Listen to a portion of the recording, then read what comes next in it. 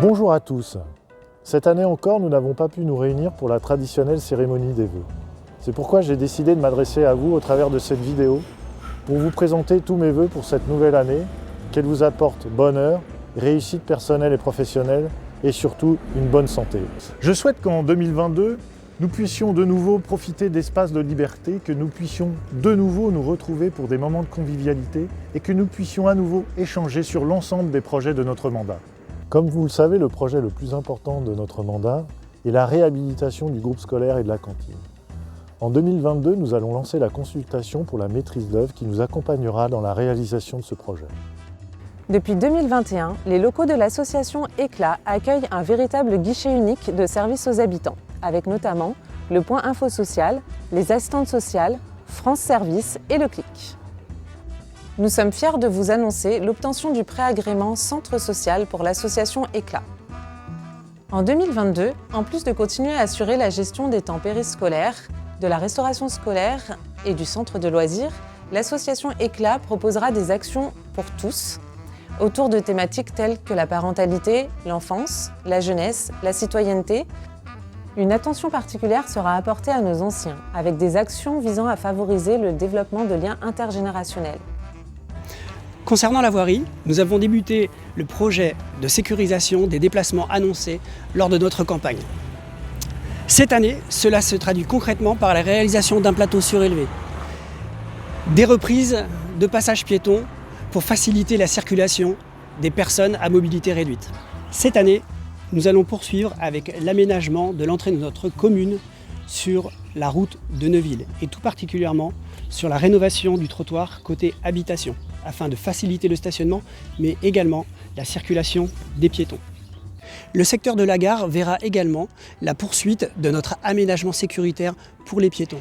Concernant le volet environnement, nous avons installé 2 sites de compostage collectif qui rencontrent un véritable succès.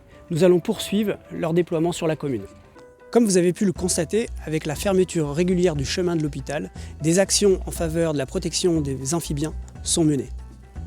Nous avons travaillé sur l'ouverture de certains sentiers et nous allons poursuivre sur leur entretien afin que vous puissiez profiter du cadre, notamment du bois-volet. Le bois-volet est un sujet bien particulier puisque c'est une parcelle communale de 16 hectares qui va devenir parcelle LPO afin de favoriser également la biodiversité. C'est une zone qui devient cohérente à proximité de l'espace naturel sensible, l'ENS. Comme un grand nombre d'entre vous, nous attendons la fibre avec impatience. En 2021, les armoires de distribution ont été installées dans la commune. Le déploiement est prévu fin 2022 et la commercialisation des liens fibres au premier trimestre 2023. En 2022, le principal chantier dans les bâtiments municipaux consistera à améliorer l'efficacité énergétique du dojo en isolant les murs et le plafond, donc le mur qui est derrière moi où il y a les coupes, et le plafond avec la pose de dalles et de laine de verre. L'objectif étant d'améliorer le confort thermique durant l'été et de faire des économies d'énergie en hiver. Autre chantier concernant la rénovation thermique, les huisseries de la gendarmerie. C'est un projet qui a été initié en 2021 mais qui verra le jour cette année en 2022, avec l'idée également de faire des économies d'énergie et d'améliorer le confort pour les locataires gendarmes. En 2021, les luminaires obsolètes et vétustes des lotissements Les Dombes et Le Village ont été remplacés par des éclairages à LED, moins gourmands en énergie et offrant une qualité d'éclairage supérieure. Depuis septembre 2021, les travaux de renouvellement des réseaux électriques et les travaux de génie civil pour le futur déploiement de la fibre ont commencé dans le lotissement Les Échanots. Nous tenons d'ailleurs à remercier les différents intervenants qui œuvrent pour faire avancer ces travaux impactants tout en respectant la tranquillité des riverains. Je tenais à vous présenter ce chantier. C'est le chantier de construction d'une maison qui a débuté l'an dernier. Pas n'importe quelle maison puisqu'il s'agit de la maison de l'enfant à caractère social qui devrait ouvrir ses portes en septembre de cette année.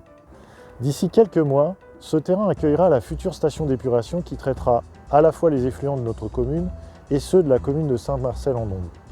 Ce nouvel équipement nous permettra de respecter les normes de rejet imposées par la police de l'eau. Nous avons fait le choix de la mutualisation pour une meilleure efficacité technique et pour réaliser des économies d'échelle. C'est bien environ 1 million d'euros qui seront économisés par nos 2 collectivités en mutualisant cet investissement. Des remerciements chaleureux aux bénévoles des associations, aux agents des services publics ainsi qu'aux enseignants qui ont su s'adapter aux protocoles sanitaires variant plus rapidement que le Covid. Pour terminer, j'aurai une pensée amicale pour tous ceux qui ont perdu un proche en 2021 ou très récemment. Enfin, je souhaite qu'en 2022, la République voit triompher les valeurs universelles qui rassemblent et non les forces de la division et de la fracture sociale. Je vous souhaite une excellente année 2022. Prenez soin de vous et des autres.